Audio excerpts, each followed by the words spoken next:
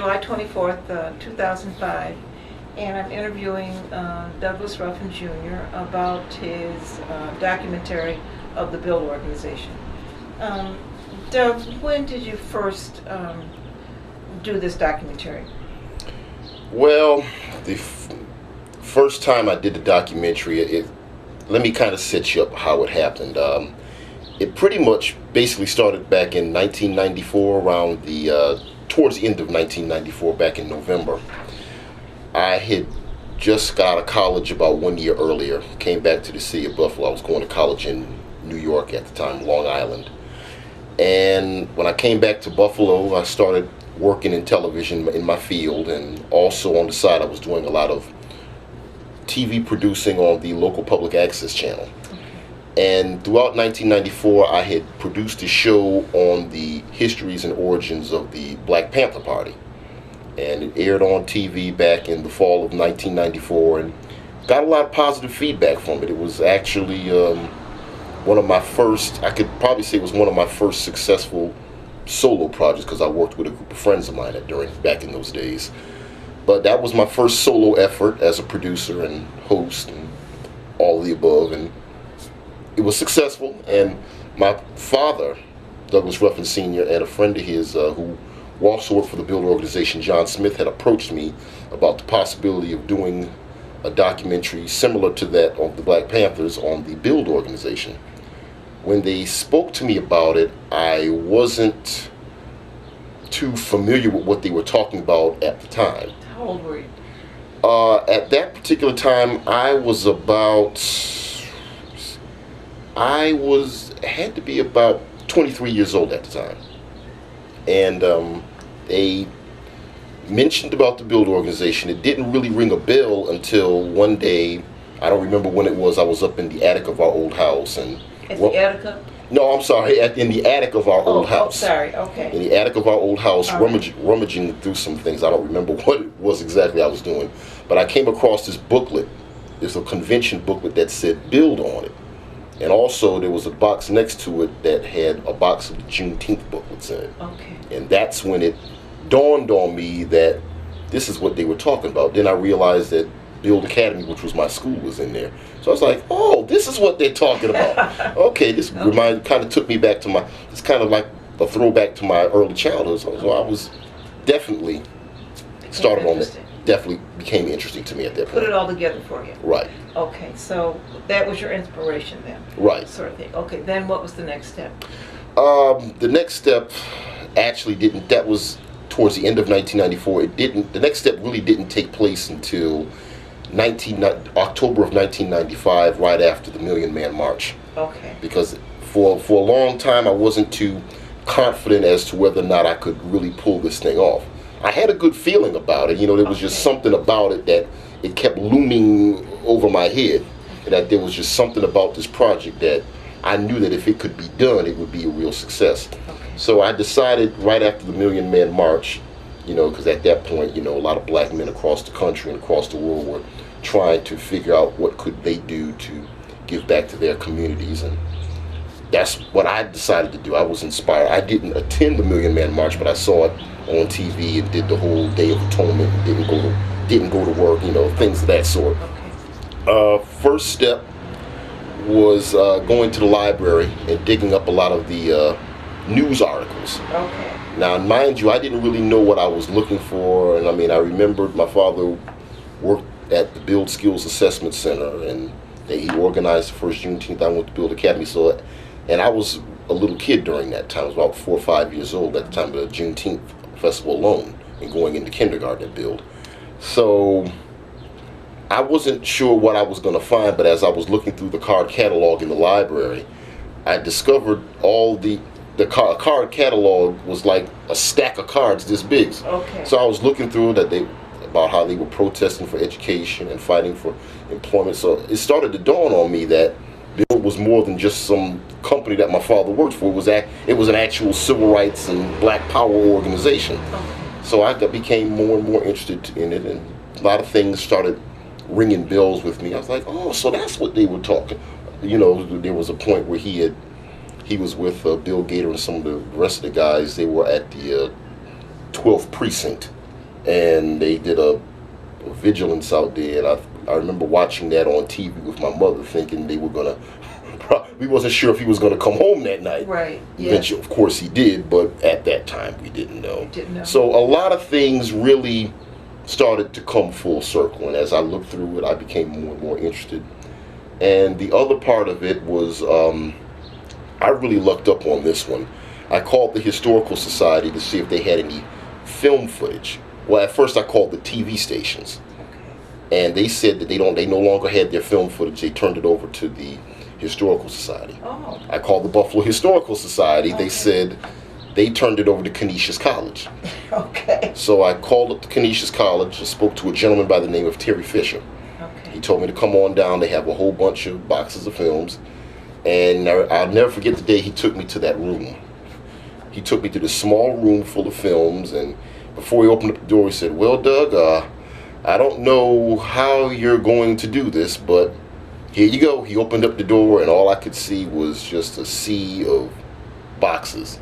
Boxes, boxes, and more boxes. There was another room that led to another room of boxes. So for those next few months, from October of 1990, no, it was November of 1995 up into 1997 when I completed it, I spent a lot of time just going through a lot of those boxes. Now, were those boxes filled with everything, all kinds of news clips from anything, or all Bill? No, not all B.U.I.L.D. It was pretty much everything. It was the timeline range from like the 1960s to the early 1980s. Okay. So, and luckily, most of it, since B.U.I.L.D. was apparently a prominent organization in the Buffalo area, there was certainly plenty of coverage of B.U.I.L.D. from its first convention to its first public meeting, the first Juneteenth festival, Okay. the grand openings of the Halfway House and B.U.I.L.D. Academy and things of that sort. Okay. So really good coverage. Oh, absolutely. Okay. All right. It was a gold mine. Okay, so your connection with Bill was really more than you thought, because you were involved through your father. You were going to the B.U.I.L.D. Academy, but you didn't know it at the time. But as you went into the attic where treasures are kept, you didn't know that. It really kind of brought it full circle for you, and that kind of got you to where you were going to go here. Absolutely. Okay, good enough. And actually, I also like to actually, it was my father. My grandfather, his father, was also involved with it, who was a minister, Reverend Jacob Ruffin. He was a minister in the area back in those days.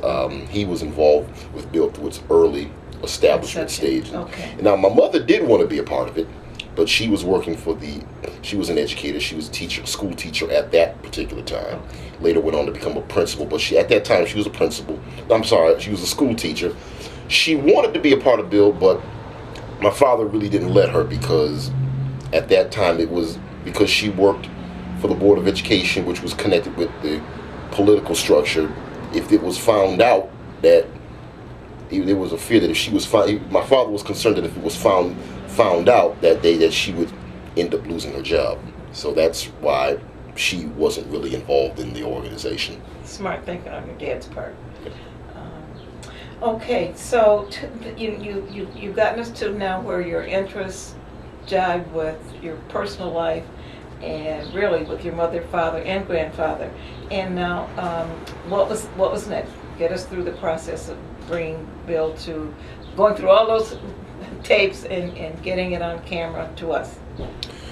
Well, the next step after that would be interviewing. Okay.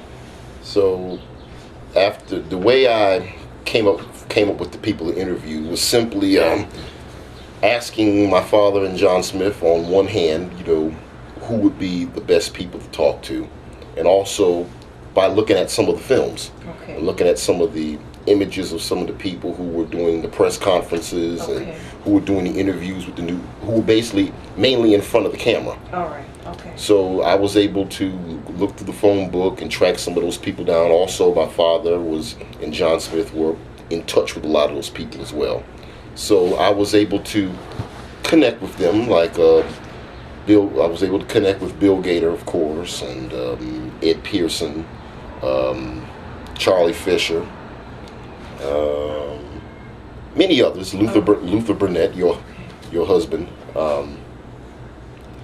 And I was able to get a lot, had a lot of long conversations with them, I had many repeated conversations with many of them before I even the actual taped interviews took place. Okay. So I was able to hear many different stories and a lot of things some things that were on camera, some things that weren't on camera. But I think I met with my most fondest memories of that whole interview process was, the meetings that I had with Bill Gator. Okay. He was working as the affirmative action director at the Roswell Park construction site. Okay. So I remember he had like this little trailer that I used to always visit him periodically, and we would just sit there and talk about. One of my most vivid memories was the conversation that we had about the Attica prison riot. Okay. Talked about how he was selected as one of the observers because the inmates had heard about the B.U.I.L.D organization, heard about him. So he was one of the observers, and you told me about the day that the guards converged upon the prison, and he was standing outside, and you could just hear the screams and the gunshots and the tear. You could just smell the smell of the tear gas, and he was only standing like a few feet away from it. But he said that was one that stuck with him even to that point. Forever. Yeah, I can't even imagine. And actually, incidentally, I was actually born on the second day of the Attica prison riot. Yeah. You really were connected, though. Yeah. What a legacy. Okay. We have lots of stories for your kids. Oh, absolutely. Okay, so Bill Gator really was kind of he was a major player. Right. And really inspired you to get the story together and out. Okay, so you started with the interviews. Right. Okay. Talk a little bit about, you did say that you did a great deal of talking off camera with major players before actually doing the interview. So did that help you then focus your interviews as you then interviewed these people? Were there certain stories that you wanted or certain feelings? Oh, absolutely. Many of the different people that were interviewed in the documentary had a specific function. I interviewed my principal, Mrs. Mayo, which was also a memorable interview because my mother was the interview actually took place in my mother's office. Okay. And she was my mother was a principal at that time, and Mrs. Mayo was my principal, or chief officer as it was called, at B.U.I.L.D Academy. Right. And when I was a kid going to B.U.I.L.D Academy, I won't completely say I was a bad kid, but I was somewhat of an it. I had my moments, and I incidentally spent a considerable amount of time in Mrs. Mayo's office. Okay. So I thought it was just apropos that, I had her sitting behind my mother's principal desk and me sitting on the other side of the desk, and that's where we did the interview.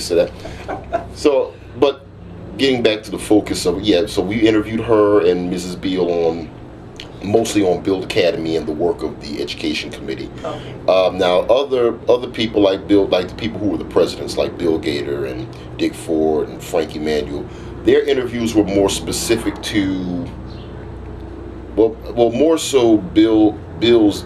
Mostly his interview was probably more specific to the entire spectrum of B.U.I.L.D, from his term as president in 1968 to the time he left in 1978.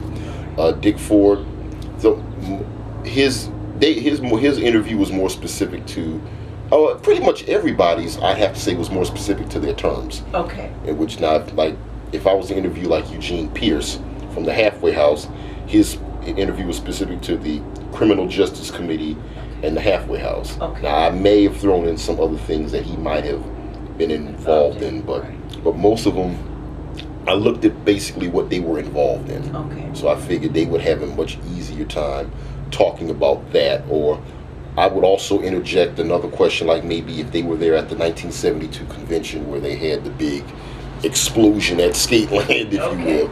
If they were there, I would have them give like maybe an eyewitness account or their memories of it, or maybe either that or of the first Juneteenth festival. Okay, all right. So that you did get a specific focus from many of the people with their involvement in their particular areas. Right.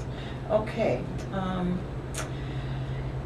Before we talk about Bill Gator's death, is there any other piece that you'd like to talk about with your interviews? Anybody else who came across in particular that was memorable to you? Have you pretty much mentioned it? Everybody. I think that everybody's interview was very significant, very poignant, very on point. One of the interview, there were a lot of things that I did with the interviews. I mean, because first of all, I like to say that the DVD version of this is actually a new version for 2005. It was originally produced, of course, back in 1997, and at the time there were a lot of things that were kind of left on the cutting room floor. One of the, and I don't know how I neglected to put this in there before, but one of my most on point interviews was done with John Mose.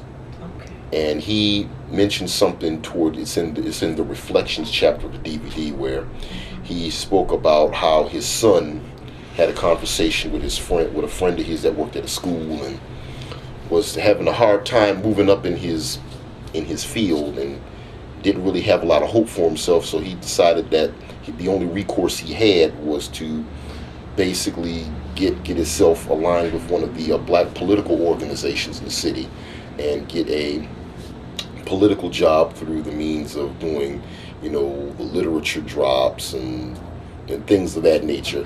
And yeah, and it was felt that, particularly for young blacks, that they really shouldn't go that route. They should gear themselves more towards entrepreneurship. So it was there was just some things that I kind of wanted to touch on a lot of different areas, because actually during the time that B.U.I.L.D was being produced, a lot of that was going on out here. Okay. So that pretty much was one of them among many. There was some. I think everything else was. That's pretty much the main interview that jumped out at me. Okay. Were you aware that Marion Beale was, even though she was mainly involved with the education department, she was really an intricate part of the whole organization? Absolutely. I would say second from Bill Gator was her interview was more extensive to the point where it involved the entire spectrum of the organization, because she was there at the beginning when they started at the East Side Community Organization stage and the origins of B.U.I.L.D Academy, which I was really interested in getting. And it actually, her interview almost didn't happen, because I remember she was rare. She did not relish the thought. She did not want to be in front of the camera. She was very, very camera shy, and it took a lot on my part and on Bill Gator's part to persuade her, friendly persuasion, of course, to get her to do the interview. And her interview turned out to be among one of the best interviews. But then again, I can't really put one interview ahead of another, because I mean, it gave them all a chance to really talk. It gave them a chance to really look back on it. Everybody was very receptive to the documentary and the fact that it was being done. It was kind of a new thing that had been done in the community at the time. I think there might have been some stuff that was done back in like some the media groups back in the 70s, but I don't think nothing like this has been done maybe since that particular period of time. That's true. Okay, and then Bill Gator died. Right. What did that mean to you and to the organization? It was a tremendous loss to the community. I still remember that very day as vividly as it was 5 minutes ago. I had just started doing I was on vacation from work, and I had just started to put together the documentary in post-production, the editing process. And I think this was my second day of editing. We were supposed, me, my father, and John Smith and some other people, we were supposed to go out to a concert at one of the local establishments. And my father had called me on the phone. It had to be sometime early that evening when he called me. and told me that I just came back from doing an editing session on the documentary. That's when he called me up and told me that Bill Gator had passed away, and it was a shock. I was numb. I felt like I was just stood suspended in midair for about 10 to 20 minutes. It was unbelievable. I mean, I just saw him a few days earlier. Okay. And was his a sudden death? yes, actually. I mean, I know he had had a heart attack a year earlier. Just about almost a year or so earlier. Because I mean, it was when it was a year earlier. It happened right before I was supposed to interview him, and at that point he had made a recovery, and then we had just jumped right into doing the interview just to get it preserved. Thank goodness we did that. But I mean, the news of it spread around the community, and everybody. We went up to see the concert, and throughout that whole the next few days before his funeral, everybody was talking about it. So I think that point was when I really, really started to realize the impact that not only he had on the community, but the B.U.I.L.D organization itself had on the community. And also, I made a decision afterwards, because originally, in the original version of B.U.I.L.D, the funeral wasn't really in there. But on the DVD version, there's the news story of when he passed, and the funeral was also a part of it. It added to the, and then it certainly, as I had a chance to sit down and watch it, it certainly added to the documentary, particularly with one of the things that really stuck out about that footage was the students from B.U.I.L.D Academy did a dance sequence in tribute to him, which was really nice, and it was fitting that they would be B.U.I.L.D Academy students. Okay. Yes. So you did all of this work on your own, Doug? Right. Okay. With the help of the B.U.I.L.D consulting of many of the members of the B.U.I.L.D organization, but it was that. But you did the physical work on Right. the interviews. You did the research. Right. Your own funds. Yes, there came a point when I was a little strapped. We was a little strapped for money. In early 1997, myself, John Mose, John Smith, and Luther Burnett got together. We put together this letter, which was titled the B.U.I.L.D Historical Project, and we solicited a letter to a lot of people, a lot of businesses in the area, a lot of the B.U.I.L.D members, a lot of other people in the community to donate some money to the project. I think the highest was at the time was like, I think maybe $50 or $100, and the lowest was about $10, if I remember correctly. So we solicited the letter, and we got a little bit of feedback. We didn't get as much as personally I think we should have or would have liked to have gotten, but we definitely got a fair amount mostly from B.U.I.L.D people and from a few businesses here and there. Okay, so that did kind of help move Yes. it along. Okay, good enough. And you did all your own editing. Right. Okay, so this was really your project. Yeah. Then, after all that work was done, it came time for the B.U.I.L.D premiere. Tell me. Oh, yes. Tell me how the B.U.I.L.D premiere came about. Once you finished it, what did you take it to whom, or what was that next step? What a night that was. The way that came about was when it came time to do the editing for the B.U.I.L.D project, it was done at this media place called Squeaky Wheel Buffalo Media Resources. It was right up the street from the apartment that I was living in at the time. I met up with the executive director, and she took an interest in what I was doing. She took a real interest in what I was doing. So she would let me come in and do my editing. I had to pay for my editing time, of course. But what she did was she gave me a key to the building. Gave me my own key. I was able to come in at different times of the night, and I would just come in there, and my editing time would be pretty much unlimited. Okay. She just told me to just do what I have to do, and I would be there till about maybe 3, 4, 5 o'clock in the morning, just putting that documentary together. And at some point, the lady's name was Cheryl Jackson. She approached me about the possibility of she encouraged me actually to do a public screening of it. And she got together with the lady at who was working for the Hall Walls Contemporary Art Center. So it became a joint project with the two of them, as well as my company at the time, Jet Set Entertainment. And we had it in the Hall Walls Contemporary Art Center. The two of those women were phenomenal, beautiful. They did all the public relations for me. They encouraged me to help me put an exhibit together, because the screening was accompanied by an exhibit. So if you look at the footage on the DVD, there's a lot of in the meeting area of Hall Walls. There's a lot of pictures and documents that are on the wall. It's like that's the makeshift exhibit. My father had one of his friends cater some food for the event. All right. It turned out to be a very well attended event. It was very well advertised. The theater, incidentally, was standing room only. I remember that day. I was a nervous wreck.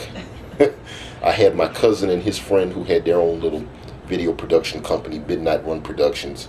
They came in and videotaped the event along with Squeaky Wheel. They videotaped it, and a friend of mine by the name of Chris Bishop at the time, he came in and did interviews with a lot of the different B.U.I.L.D members after the showing. He interviewed my mother, he interviewed my father and myself at the same time. Many of the people who were involved with the organization. Got a lot of feedback.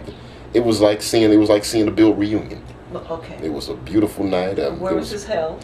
In the Hall Walls Contemporary Art Center. Okay. On Halbert Street. Okay. It's a beautiful night. Okay. Then after that, and I'm sure you felt really good about that. Oh, absolutely. What? When that night was over, I felt even better. I wasn't, because that was my first time doing it. I wasn't sure what the feedback was going to be, so It was good. Yeah, everything went off very well. Okay. And then what happened after that, Doug? After that, incidentally, it seemed as if the history of B.U.I.L.D had kind of continued. Because one thing I didn't speak on yet was Charlie Fisher. He started a group around 1996 called the Community Voice. That's right. Yeah. And during this time, this was as part of my research for doing B.U.I.L.D. When my mother was working at School 53 as the principal, they would have it was a community-based school. It was called Community School 53. So they had a lot of partnerships with a lot of community organizations, a lot of businesses, a lot of politicians, and even they used to get a lot of coverage from all the local television stations. Okay. Like the local television stations in the area would do a lot of community meetings and things of that sort. So it was never a dull moment at Community School 53. And I remember at one of the community forums, I don't remember what it was about, but they had just elected some new African American council members, and Charlie Fisher was there. He got up to the mic. I don't remember what the meeting was about or what the issues were, but all I remember was that was the first time I had seen Charlie Fisher. So after he got up and finished talking, I approached him on the side out in the hallway and told him about the B.U.I.L.D documentary, and he was very excited about it. And he was telling me about an organization he was putting together called the Community Voice, which was going to follow in the footsteps of the B.U.I.L.D organization. He invited me to come down to a few of their meetings, and their meeting, a lot of in the community at that time when the Community Voice was getting started, it had a lot of people starting out with Community Voice back then that went on today to become prominent in their own rights in politics and business and in community activism and things of that sort. So it was a chance to meet some of them, and I had a chance to see some of them in action. I didn't really go to any of their protests, but I did attend some of their early meetings. And in the DVD, many of their most significant protests have been highlighted, like the garbage truck incident with the garbage user fee. I remember speaking to him on the phone the night before he was going to do that. Okay. When he told me that he was going to go, and that was exactly what he was going to do. He was going to go down there, stop the garbage truck, on the street that, because it was actually on the street that he lived on Okay. at the time. And lo and behold, I You did. turn on the news in the morning and there he is.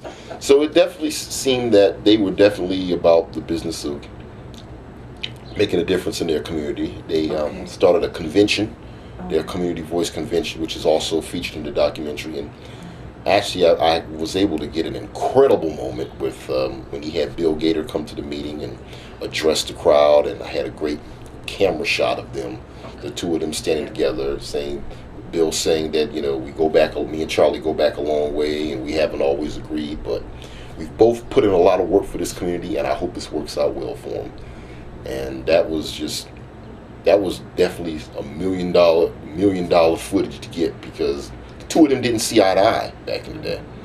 And there was a lot of controversy, unfortunately, with Charlie Fisher and with Gator, and between the whole youth, young and old split it really was the death of the organization. It was a shame that the two parties couldn't come together, and then there was the lack of support that the young people received after they took the organization over, and the Charlie Fisher being attacked by people that worked, beat up on, but attacked by people that worked for him. It was unfortunate, but I think, to have all that in there it kind of shows you, it shows you the benefit. It shows you the benefits and the consequences of what happened. So if anybody today can learn from it, it's a plus. It's a plus. What are your thoughts, Doug, about could there be another B.U.I.L.D organization?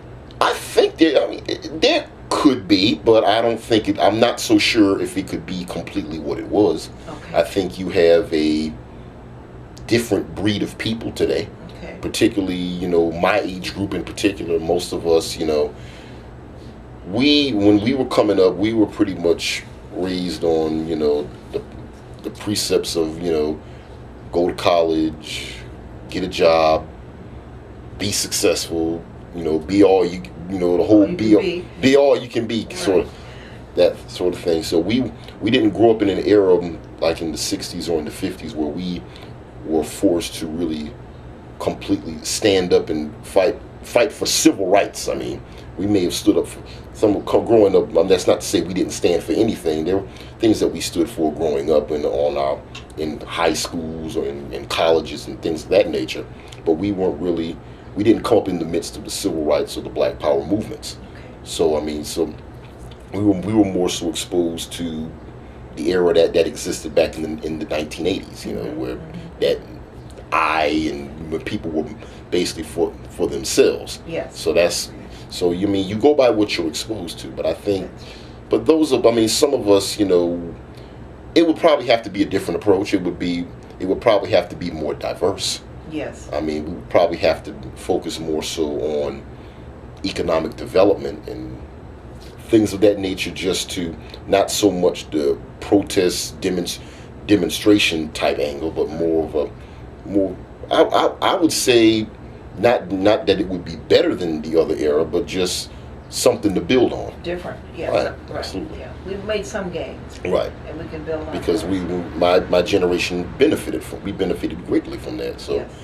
if we could do nothing else, we could encourage more on an economic development level, more of a unified, more of a diverse level of working with other races and cultures.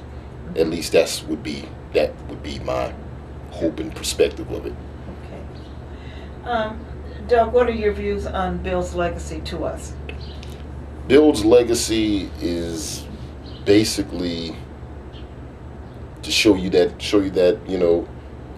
as a people we can control our own destiny.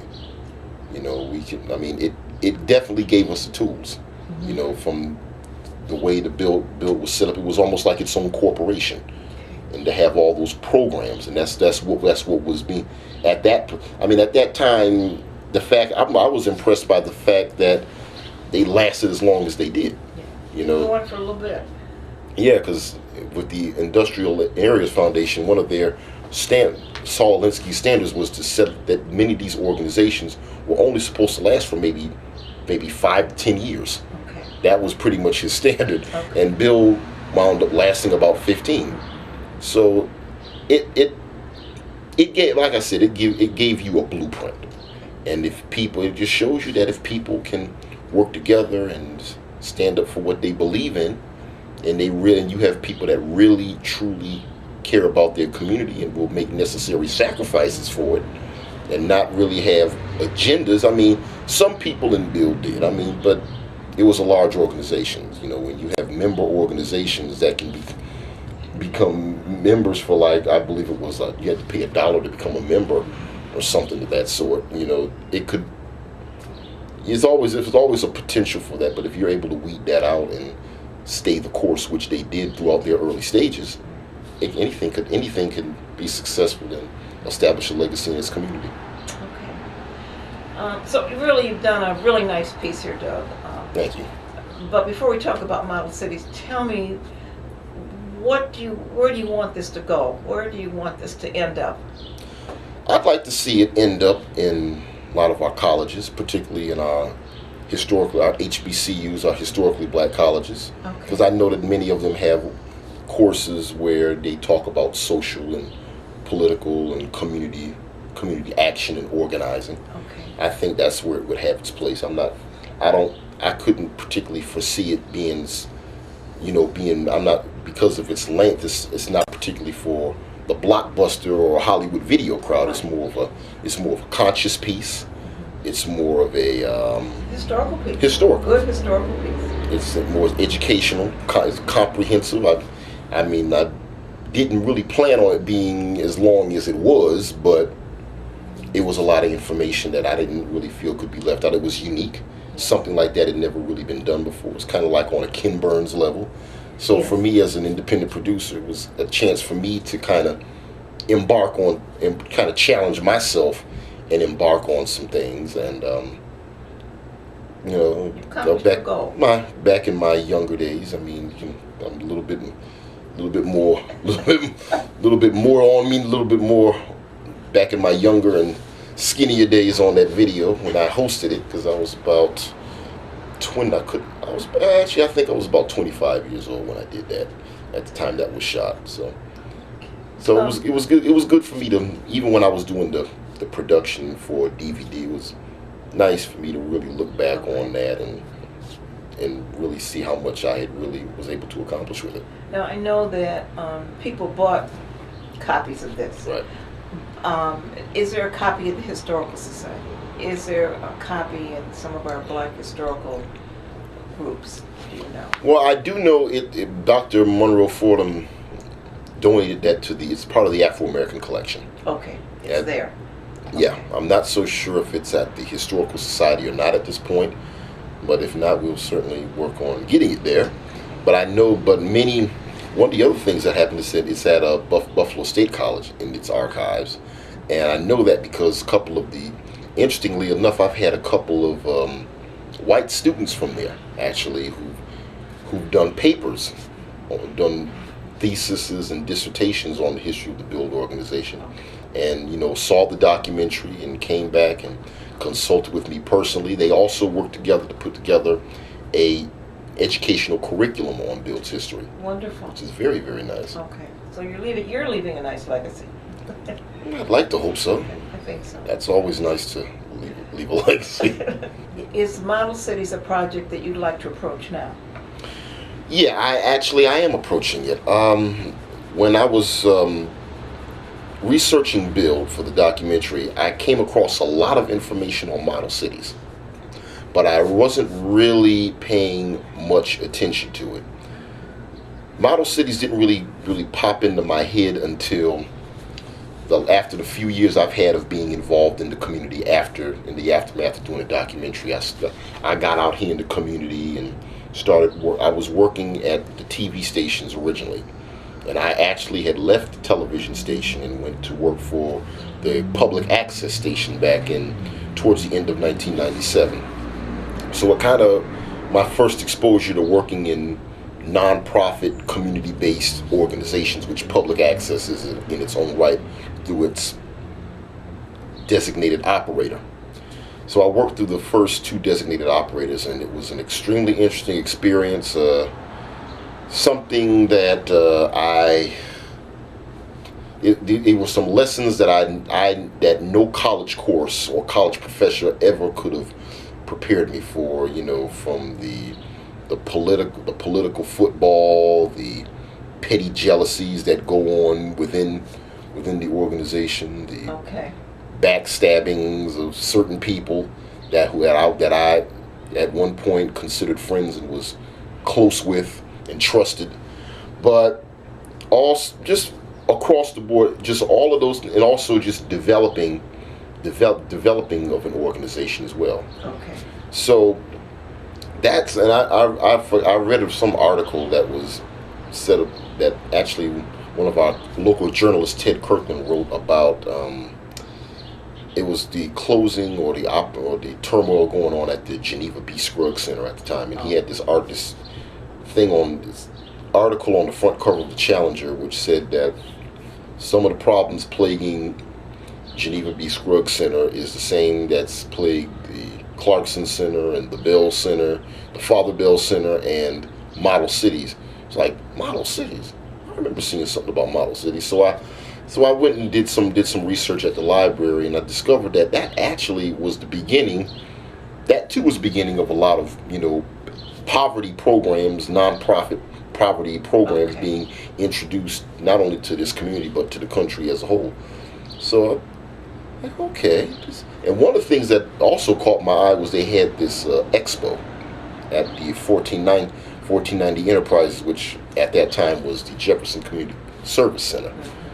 And I just looked at the images of that, and it reeked of just 70s culture. Okay. And it kind of reminded me of almost like a precursor. I told that to Dr. Catherine Collins, who organized that it seems like the Model Cities Expo was a precursor to the Juneteenth Festival. And also, one of the things that grew out of Model Cities was two things. Was the Ram van, which used to come to my school when I was at B.U.I.L.D Academy I remember as a kid, and also the Langston Hughes Institute, which is a prominent community arts facility in our community for the last 35 years or so. Okay. So that at that point, I was hooked. I had to do it. So Model Cities is a new project for you? Yeah, and actually it's almost it was also started in the same year as the B.U.I.L.D organization. Oh, really? Yes. Okay, all right. Now, wasn't Jesse Nash Yes, the main player there? Jesse Nash was the first director of Model Cities. After that was Robert Penn and David Eccles. Okay, now, but was he there longest? I don't think he was there well, actually, yeah, I think he was actually. He was there from 67 to 71. Okay. Yeah. And have you interviewed him yet? Yes. Okay. We did like a 90-minute interview with Jesse Nash, and he touched on a very lot of interesting points which people will be able to see in the documentary titled Model City. Okay, now, were you able to talk to David Eccles? No, unfortunately, David Eccles passed away some time ago, but I was able to talk to Bob Penn. Okay, good. Is he still in the area? Bob Penn is in Baltimore, Maryland now. You spoke with him while he was still here? Yes. Yeah, he came back to Buffalo for an event, and I was able to contact him for an interview. Okay, all right. So you're working on the Model Cities venture right now? Yep, that's kind of like a companion piece to B.U.I.L.D. So okay. you should get a copy. Okay. Is there anything else, Doug, you'd like to say about either project, either the completed one and the update? I would just like to say, to any viewers, anybody that may be watching this, just continue to support African American arts and entertainment. Make a difference in your community. It's you can have the bill. You've already seen this documentary. Make sure you get a copy of Model City. I mean, it'll definitely give you the blueprint of what it's all about. Community organizing is all about. What to do, what not to do, who to trust. Okay. Well, thank you very much. Well, thank you.